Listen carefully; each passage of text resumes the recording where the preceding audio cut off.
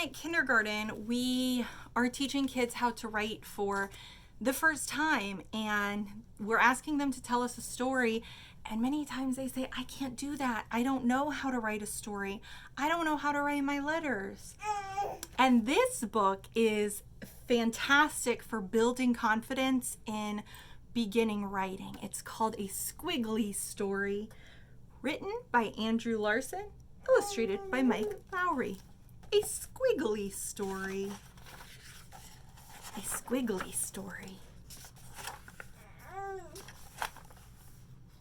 My sister loves to read big words and little words, page after page, word after word. My sister loves to write big words and little words, page after page, word after word.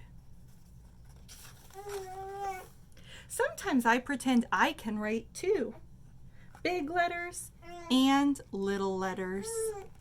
Swirl after swirl, squiggle after squiggle. Do they look the same? No, but he's trying.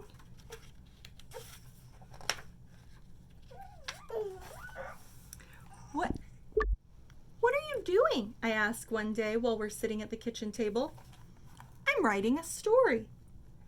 I wish I could write a story. You can. It's easy. How? I know my letters, but I don't know many words. Write what you know. Every story starts with a single word, and every word starts with a single letter.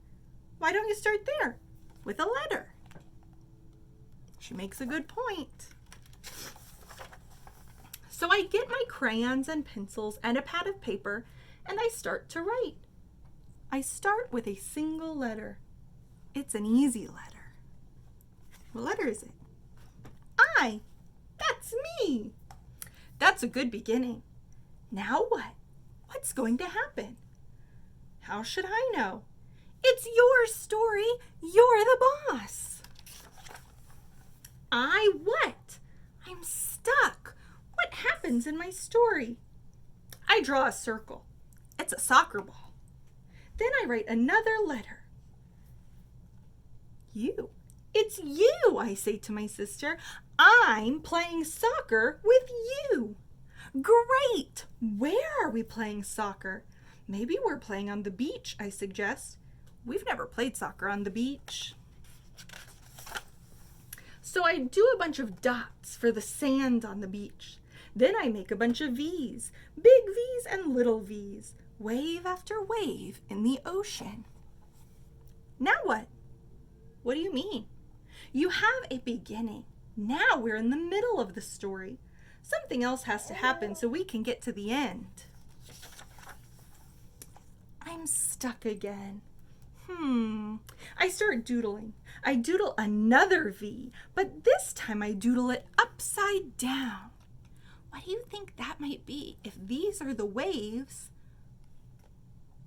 Oh no! It's a shark! It's getting closer and closer.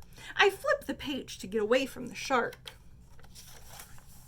The next day I bring my story to school. It's my turn for show and tell. That means I get to sit in Mrs. Singh's chair. Everyone else sits on the carpet, ready to listen. Mrs. Singh's chair. Last night I started to write a story. It's sort of squiggly, but here goes. Once upon a time, there was a brother and a sister, and they loved to play soccer. One day they had an idea.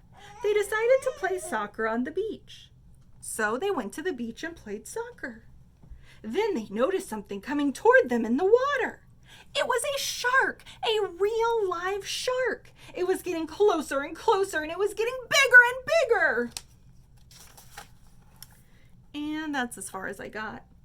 That's wonderful, says Mrs. Singh. What happens next? What about the shark? What about the brother and the sister? I don't know, I'm stuck.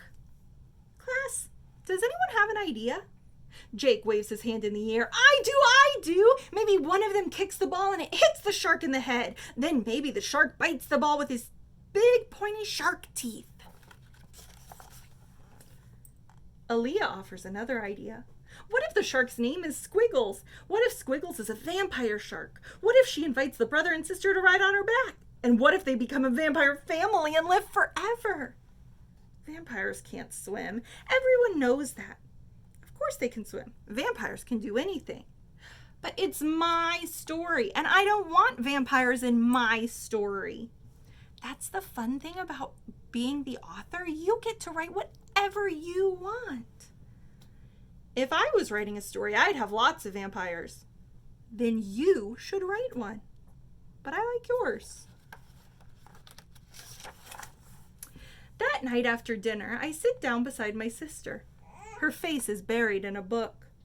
I've been thinking about my story all day, and I still don't know how to end it. Remember, you're the author, she says without looking up. You can do whatever you want. So I get my pencil and I start with a bunch of stars. Then I add a few exclamation marks. My sister told me exclamation marks make things exciting. She's right, it is exciting. I add a couple of slanty lines. What's going on? Asks my sister, looking up from her book. It's nighttime. The stars are out. The shark has gone away and we decide to take a walk on the beach. That's when we discover this giant rocket ship. That sounds cool. Then what happens? We hear a voice. It's counting down. 10, 9, 8, 7, 6, 5, 4, 3, 2, 1. Blast off! Not yet, I say, adding one more squiggle. Just before the rocket blasts off, we spy a Martian looking out through a window. The Martian invites us to climb aboard. That's a great ending. Now I have an idea for my next story. It's going to be about a boy who climbs aboard a rocket ship and takes a trip to Mars. And I think I know just how to begin. So you can see how even though the little boy wrote in squiggles, his oral storytelling, the stuff that he said out loud, he had a lot of detail. He did have a beginning, a middle, and an end. And the point is, he was trying his best to communicate what happened in his story. He had characters, he had a setting, he had a problem, he told us what happened. I think it was a great story. And I'm hoping, even if you can't write words yet, you can write your own squiggly story.